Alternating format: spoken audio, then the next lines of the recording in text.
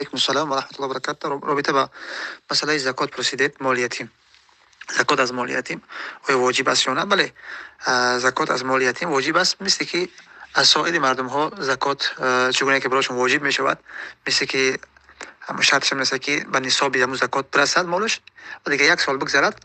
برای همون کودک هم همین است. برای مجنون، برای دیوانه، برای کودک که اگر برایشون واقعا که مال باشد و یک سال که گذشت و نصاب زکات رسیدگی باشد، برایشان واجب است که زکات بدهند. البته مجنون و یا اینکه کودک از همون ولیش سرپرستش اصلاش از نیت میکنه، اصلا همون میدهد. اصل در زکات باید که انسان خودش نیت بکنه، چون پیامبر فرمود که الاعمال بالنیات و از نفس خودش زکات بدهد. مگر اینکه اصلا دیگر نمیتونه که نیت بکند، مگر اینکه او شخص مثلا که غیر مکلف باشد، مثل کودک، مجنون یا مکلف نیستن کو، پس از اینجا امو ولیش سرپرستش اصلا چیکار میکند؟ نیت میکند. و این قول جمهوری از اهل علم است، از قبیل امام شافعی، امام مالک، امام احمد حنبل رحمه الله. و در کتاب الدسوقی و کتاب المغنی لابن قدامه و همچنین بقیه از فقها هم در این کتابشون ذکر کرده هستند که و قول جمهوری از اهل علم و قول راجح هم از علمای معاصر هم از قبل شیخ ابن باز، شیخ عثیمین، چنانه که لجنه دائمه در این مسئله هم فتوا داده است که زکات از مال یتیم هم واجب است. زکات از مال یتیم هم واجب است. ادله هم ذکر کرده هستند. البته این مسئله مذهب امام ابو حنیفه رحمه الله قائل نیست به وجوبیت مال زکات مال یتیم، به خاطر که میگه اون مکلف نیست، کودک است. چون که برای کودک میگه روزه نیست، نماز نیست، میگه چون که مکلف نیست، از این خاطر میگه ایران میگه براش مکلف نیست زکاتم.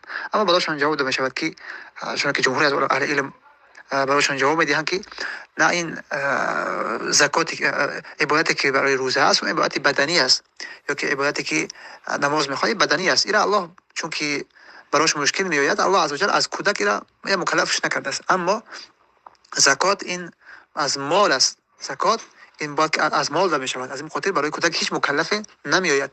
این یک است. دوم اینکه دلیل دیگری که دلیل واضح و آشکار است، دلیل حدیث معاذ بن جبل است، چون که در صحیحین ذکر می شود که رسول اکرم صلی الله علیه و فرمودند که اعلمهم ان الله افترض عليهم صدقه.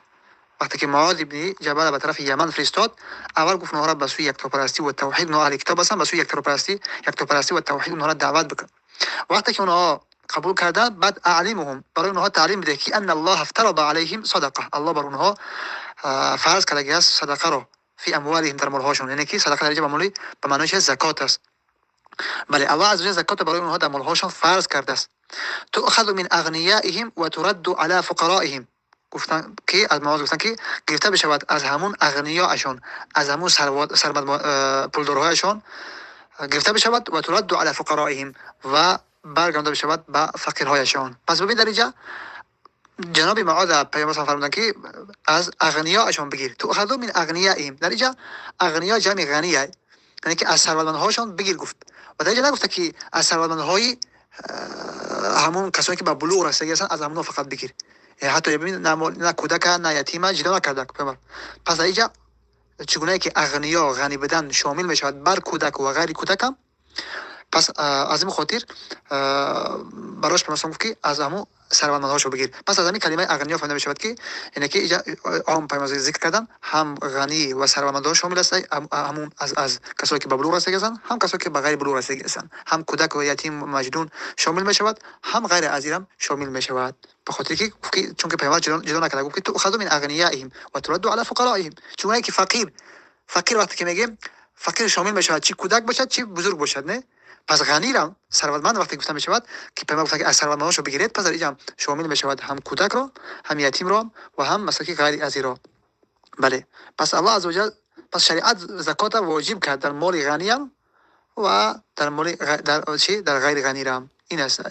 و باز هم روایت دیگری هستند که همین روایت قوی ترین، همین دلیل قوی ترین است برای وجوبیت زکات با مال یتیم. بله، اما اینکه چند قدر از مال یتیم واقعی خوردن میتوند، البته کسی که به همو سرپرست است، اگر چی باشد، اگر فقیر باشد، میتونه که به اندازه عرف معمولا چند قدر استفاده میکنن، از اون میتونه که استفاده بکند.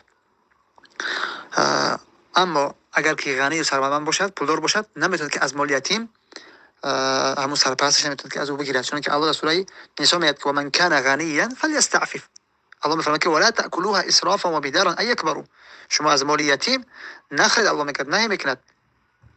و بعد میگه که و من کان غنیا، هر کسی که اگر غنی باشد، ثروتمند باشد، فلیستعفف، طلب عفاف بکند، از مال یتیم دست نزند. و من کان فقیرا فلیأکل بالمعروف. اما اگر که همون سرپرستش که نگاه کرده از همون یتیم رو، اگر فقیر باشد، فرض هر کسی که باشه که سرپرستش اول مادرش است، اما کیش از هر کسی که است که سرپرست می کودک است، اگر فقیر باشد فلیأکل بالمعروف، پس شو کند از همه مال یتیم بخرد و معروف بخرد، نه اینکه دیگه ای بگیرد تحفه بکرد مردم، ای بگیرد نمیدونم کی توی آب رود، ای مال یتیم بگیرد فلان جا کوشه بود بکرد، نه این جایز نیست. بلکه به اندازه عرف چند قصد که یک آدم نیاز دارد میخرد برای خودش، چون که فقیر است، سرپرست یک یتیمی که پول داره اما خودش مثلا که فقیر است، به اندازه عرف که چند قرض خود میکنه یک نفر میخرد، هم قدر میتونه که بگیرد. بله، ما وقتی که بزرگ میشوند بعد اونها مالهای در دست همون یتیم بلکه تحویل کنن و بسپرن، زیرا اینه که وعیدی سخت اومدگی از کسایی که مال یتیم میخرن. الله میفرماید که انما یاکلون فی بطونهم نارا، اونها در شکمشون آتش میخرن. نسأل الله السلامة والعافية. امين بذلك دائما سلام، بارك الله فيكم وبالله التوفيق.